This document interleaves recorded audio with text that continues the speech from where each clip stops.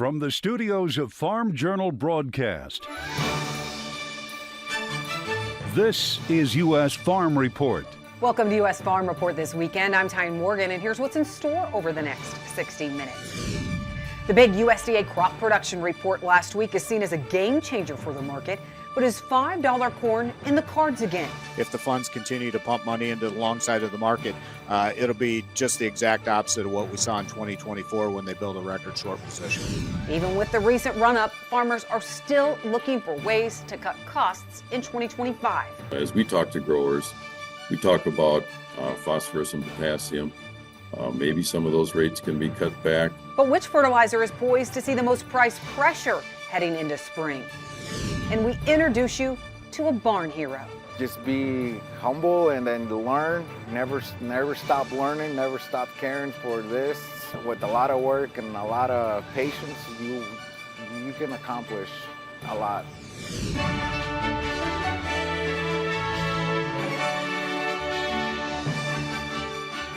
Now for the news, USDA releasing guidelines for farmers when it comes to producing climate-smart crops for use as biofuels, and it's viewed as favorable for farmers.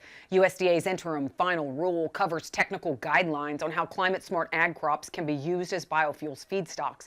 This includes a carbon intensity calculator that Secretary Tom Vilsack says incorporates the GREET model and will help farmers earn a premium from these practices under what's called 45Z. He's also confident they've paved the way for the incoming Trump administration. Obviously, the next administration's got additional work to do, and the expectation, of course, would be that they will follow through on this. In addition to corn and soybeans, we now include sorghum.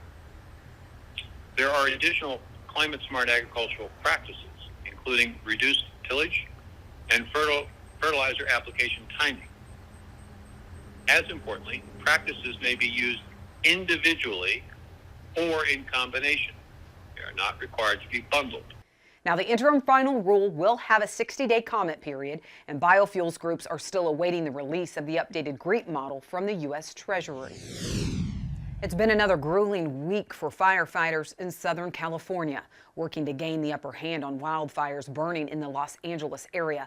But CAL FIRE confirmed midweek crews were getting an upper hand on two of the state's most destructive fires ever. And while those have done a lot of damage in heavily populated areas, USDA meteorologist Brad Rippey says some ag communities are being impacted as well. As you move up into the hills, it's more sparsely populated, but there are some agricultural lands there, some ranch lands. And we saw that back in December with the Franklin fire that burned through some agricultural communities. And that has happened again. The damage is extensive to farm buildings, fencing, and to animals, unfortunately. And so we are dealing with some of the agricultural consequences in the far northern suburbs of Los Angeles with these large fires. One avocado grower in the Palma Valley tells ABC News he lost about 50% of his crops due to the high Santa Ana winds.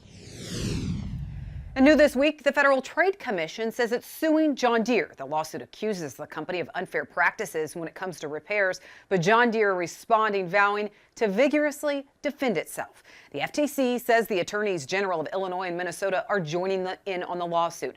The complaint alleges that for decades, Deere has unlawfully limited the ability of farmers and independent repairers to fix Deere equipment, instead forcing farmers to rely on Deere's network of authorized dealers to make those necessary repairs. The suit claims through limited distribution of its repair tools, Deere has been able to control and limit who can repair its equipment, allowing it to maintain a 100% market share and charge higher prices. In my practice, the FTC does not, bring complaints unless they feel like there are strong grounds to do so. And I would also note, that they were joined by two states in this matter. I believe it was Minnesota and the state of Illinois. And so I think that gives even further credence to the fact that we have a variety of enforcers who believe that this is a particular issue that's impacting the farming community. Deere releasing a statement saying, quote, the lawsuit filed on the eve of a change in administration ignores the company's long-standing commitment to customer self-repair and the consistent progress and innovation we have made over time, end quote. In the statement, Deere highlighted the fact that FTC Commissioner Andrew Ferguson had a dissenting statement in the suit, which said the action, quote, appears to be the result of brazen partisanship, end quote, and appears, quote, taken in haste to beat President Trump into office, end quote. One Deere leader calling the lawsuit meritless and promised to vigorously defend itself.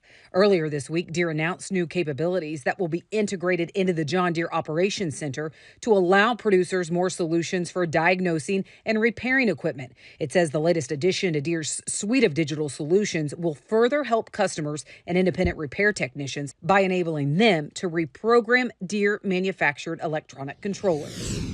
That's it for the news. Well, a bit of a warm-up late this week, but we are bracing for some of the coldest air of the season this next week. It's going to be downright frigid. Just how cold are we going to get and how long will it stick around?